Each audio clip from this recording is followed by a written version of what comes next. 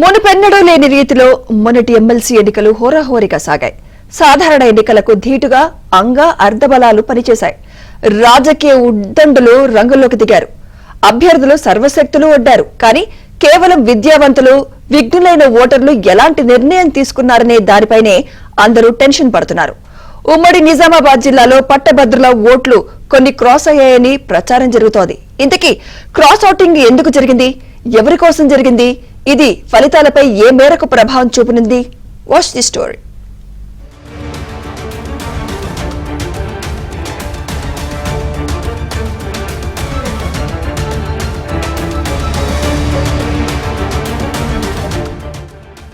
ఉమ్మడి నిజామాబాద్, కరీంనగర్, ఆదిలాబాద్, మెదక్ జిల్లాల ఎమ్మెల్సీ ఎన్నికలు ప్రశాంతంగా ముగిశాయి.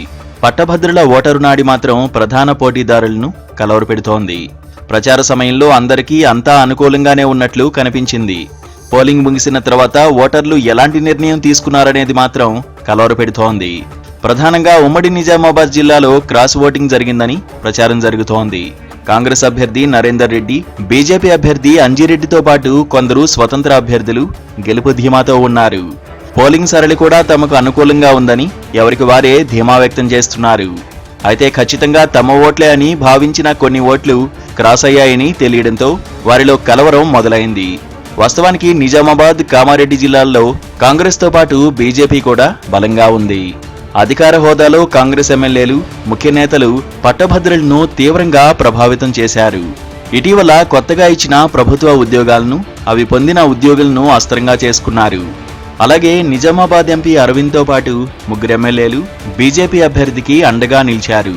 ఈ రెండు ప్రధాన పార్టీల అగ్రనేతలు జిల్లాలో హోరాహోరీగా ప్రచారం నిర్వహించారు. బీఆర్ఎస్ మాత్రం పోటీలో లేకపోవడంతో ఎవరికీ అనుకూలంగా ప్రచారం చేయలేదు. అంతర్గతంగా కాంగ్రెస్, బీజేపీ అభ్యర్థులకు కాకుండా బీసీ అభ్యర్థిని గెలిపించాలని పిలుపునిచ్చారు. దీంతో బహిరంగంగానే గులాబీ ఓటర్లు బీసీ అభ్యర్థికి మొదటి ప్రాధాన్యత ఇచ్చినట్లు స్పష్టంగా తెలుస్తోంది.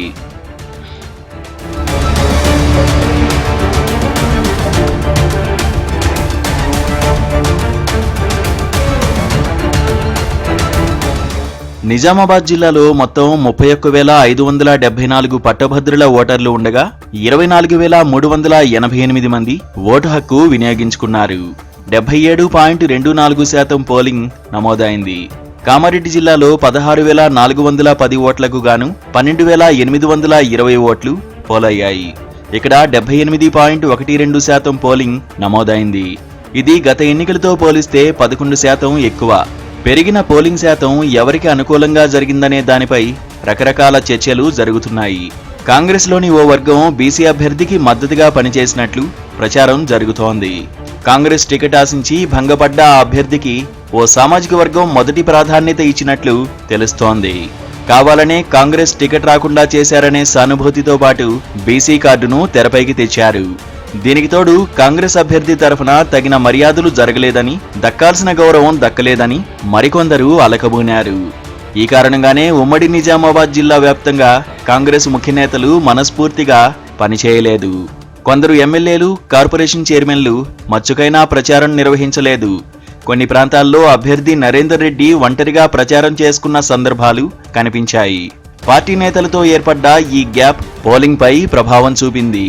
ఇలా నేతలు పట్టించుకోకపోవడం, ఓటర్ల ప్రాధాన్యతలు మారడంతో క్రాస్ ఓటింగ్ జరిగినట్లు పార్టీ పెద్దల దృష్టికి వెళ్లిందని తెలుస్తోంది.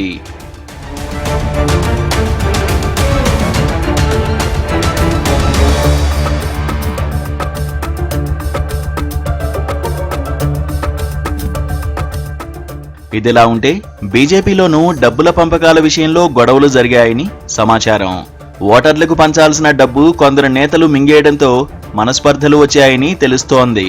దీంతో పోలింగ్ రోజు చివరి గంటల్లో అలాంటి అసంతృప్తులను చేరదీసి తమకు అనుకూలంగా ఓటు వేయించుకున్నారని సమాచారం. ఈ పరిస్థితులను బేరీజు వేసుకోవడం వల్లే టఫ్ ఫైట్ జరిగిందనే ప్రచారం మొదలైంది. అందుకే భారీ మెజారిటీ ఆలోచన పక్కన పెట్టి బోర్డర్లోనైనా గెలిస్తే చాలనే అంచనాలకు వచ్చారట అభ్యర్థులు. మరి అటూ ఇటుగా మారిన ఓట్లు ఎవరి కొంప ముంచుతాయో, ఎవరిని అందలం ఎక్కిస్తాయో తెలియాలంటే వేచి చూడాల్సిందే.